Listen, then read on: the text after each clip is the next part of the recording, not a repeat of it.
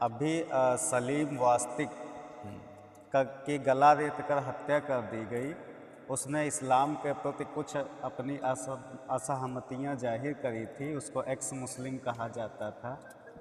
हमारे यहाँ हिंदू समाज में ऐसे लोगों को नास्तिक कहा जाता है और वो अक्सर हिंदू समाज की जो भी उनको चीज़ें अच्छी नहीं लगती हैं उस पर वो बोलते रहते हैं। लेकिन हिंदू समाज में या किसी अन्य समाज में इस तरह की क्रूरता नहीं होती है कि किसी का गला रेत दिया जाए, उसको मार दिया जाए। इस्लाम में ही ऐसा क्यों होता है? इस्लाम में एक लेखक थे सलमान रुश्दी, उन्होंने एक पुस्तक लिख दी थी सैटेनिक वर्सेज। उस पुस्तक के लिखने मात्र से ही जितने भी मुस्लिम देश थे, यहाँ तक न ईरान जैसा देश भी जो शिया है उसने भी उनके खिलाफ फतवा जारी कर दिया था और 10 साल तक अंडरग्राउंड रहे। 10 साल बाद 2022 में जब वो आए तब भी उनके ऊपर जानलेवा हमला हुआ। महाराज जी, इस्लाम इतना असहिष्णु क्यों है? कोई धर्म इतना असहिष्णु कैसे हो सकता है? देखो, हमारे प्रकृति ने दो प्रकार की विधाएं बनाई। जी तदनुसार दो प्रकार के पंथ हमारे यहाँ कहे जाते हैं, एक दक्षिण पंथ, एक वाम पंथ। जी जी बिना हानि के लाभ का कोई अस्तित्व नहीं है। जी जी बिना अंधकार के प्रकाश का कोई वजूद नहीं है। जी यदि ईश्वर सर्वशक्तिमान है और वो चाहे तो अधर्म का विनाश कर दे कई बार। जी जी लेकिन भगवान ने गीता में कहा, यदा यदा ही धर्मस्य ग्लानिर्भवति। जी जी जी अधर्म की निरंतरता जी बढ़ती ही रहती है जी और बार बार परमात्मा को भी अवतरित होना पड़ता है। जी जी इस्लाम की नींव ही जी एक विलक्षण विकासवाद पर टिकी। जी जी वह वामपंथी विचारधारा को, नकारात्मकता को जी जी प्रश्रय दे करके जी जी और केवल साम्राज्यवाद की परिकल्पना जी जी का नाम ही जो है इस्लाम है। जी जी जी साम्राज्यवाद समाजवाद नहीं हो सकता। जी जी हमारा जो धर्म है वह सहिष्णु इसलिए है क्योंकि वह प्रकृति के नियमन पर विश्वास करता है। हमने सबको जियो और जीने दो का अधिकार देने की बातें कही हैं।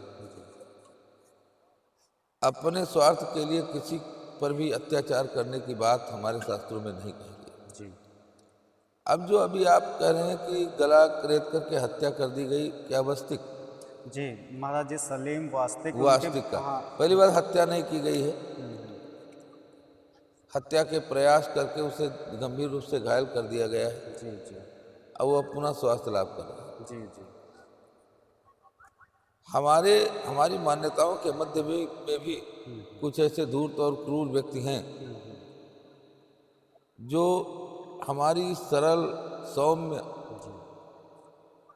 विशद, सर्वग्राही, अनिंद्य जी जीवन शैली पर विश्वास न करके जी जी वे क्रूरता की पराकाष्ठा को पार कर जाते हैं। जी जी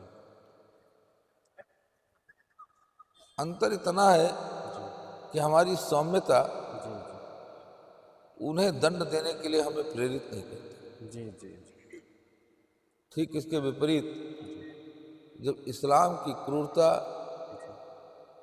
उसके साम्राज्यवाद, उसकी भोगलिप्सा के खिलाफ जब कोई इस्लामिक व्यक्ति, कोई ऐसा विचारक जो हमारे विचारों का धनी है, जो प्रकृति को स्वीकार करने वाला और प्रकृतिस्थ रहने वाला है, सर्वे भवन्तु सुखिनः सर्वे सन्तु निरामया सर्वे भद्राणि पश्यन्तु को मानने वाला है, अब वह इस्लाम में उसने जन्म ले लिया है, बचपन से इस्लामिक संस्कारों में वो पला बड़ा है, लेकिन उसकी जो मानसिकता है, उसकी जो निष्ठा है, वह शांति और करुणा और दया क्षमा ममता के ऊपर आधारित है।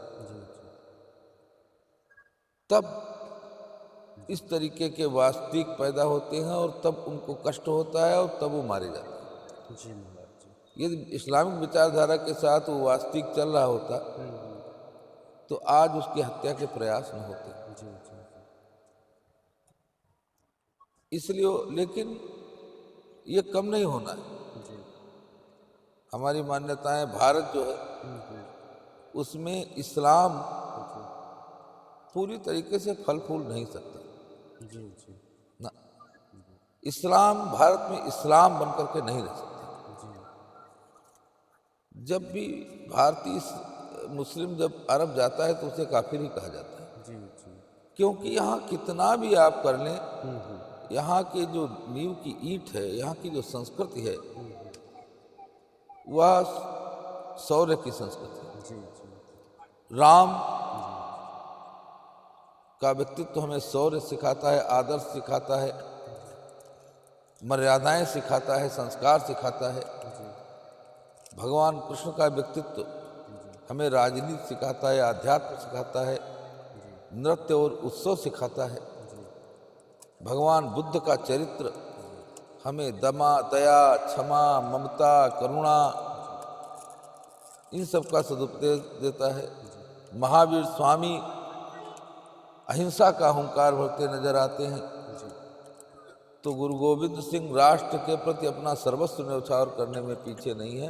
राष्ट्र के प्रति बड़ा सजग और एक कठिन समर्पण का नाम गुरु गोविंद सिंह है। तो जो महापुरुष हैं, इनसे जो सम्मिलित संस्कृति है, उस संस्कृति में इस्लाम अपने पूरे रूप में स्थापित हो सके, इसकी बहुत कम संभावनाएं हैं।